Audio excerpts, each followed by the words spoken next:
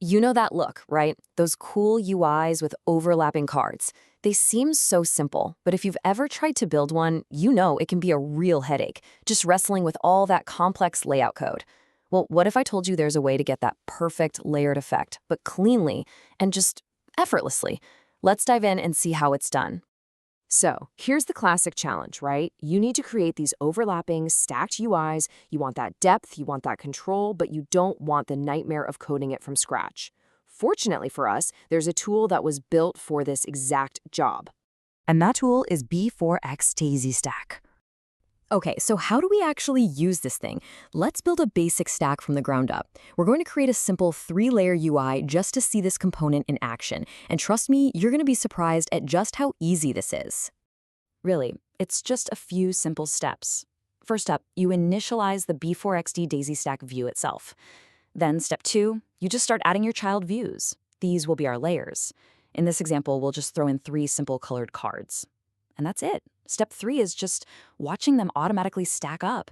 That's literally all it takes to get the basic structure in place. Okay, so having a basic stack is cool and all, but this is where the real power comes in, gaining control and actually directing the stack. Once you've got your layers, you need to tell them how to stack. And the secret sauce for this is a single property called direction.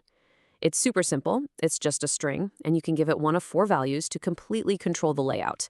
The default is bottom, but as you're about to see, changing just this one thing can totally transform the entire look of your stack. And here's what those values do. Bottom, that's the default, where the cards cascade downwards. Set it to top, and it flips the whole thing vertically.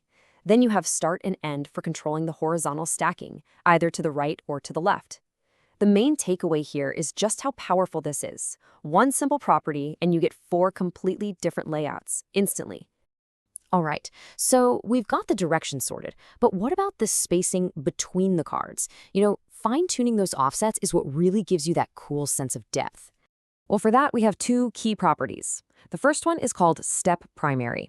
This one controls the offset for the view that's the furthest back in the stack. So in our 3-card example, it's that 3rd card at the very bottom. The bigger the value you give it, the further away it gets pushed. And the second property is, you guessed it, StepSecondary. This one targets the middle layer. This is great because it lets you set a different, usually smaller, offset for that middle card, which helps create a much more natural-looking perspective. And you can really see the impact right here. On the left, that's the default spacing. It's pretty tight, but look over on the right. We've cranked up the values for StepPrimary and StepSecondary, and you can see how much further back those cards are pushed. This is what I mean by control. You have complete creative freedom over the depth of your UI. So, we've got our layout, we've got our spacing, but something's missing. Modern UIs, they feel alive, right? They respond fluidly. So the final piece of the puzzle, the real cherry on top, is adding smooth, slick animations when the layout changes. And you're probably thinking, oh great, animation code, but nope. B4XDaisyStack makes this incredibly easy. Again, it's just a single property, layout animation MS. All you do is give it a number, the duration in milliseconds, and it handles the rest. Okay, so let's see what happens when that property is set to 0. If we change the stack's direction, see that?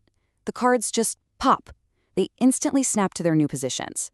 I mean, it works, but it feels a little abrupt, a little jarring, don't you think? Okay, now for the magic. Let's set layout animation MS to 300 milliseconds and do the exact same thing. Ready? Watch this. So much better, right? The cards just glide smoothly into place. It's such a tiny change in the code, but it makes a massive difference in the user experience. It just gives your app that polished professional feel. All right, let's do a quick recap.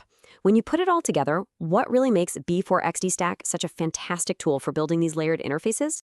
Well, it really comes down to that perfect blend of simplicity and power. You get that automatic depth and Z-order control right out of the box. You can completely change the orientation with just the direction property. You can fine-tune all the spacing with StepPrimary and StepSecondary. And of course, you can add those beautiful, smooth animations with a single line of code. Oh, and as a bonus, it's fully integrated with the B4XDaisyVariants ecosystem, which makes theming and styling a breeze. At the end of the day, this is a component that just handles all the heavy lifting for you. all that tedious layout math and animation logic. It just frees you up to focus on what really matters, your design. So I guess that just leaves one question. What kind of amazing layered interfaces are you going to build with this first?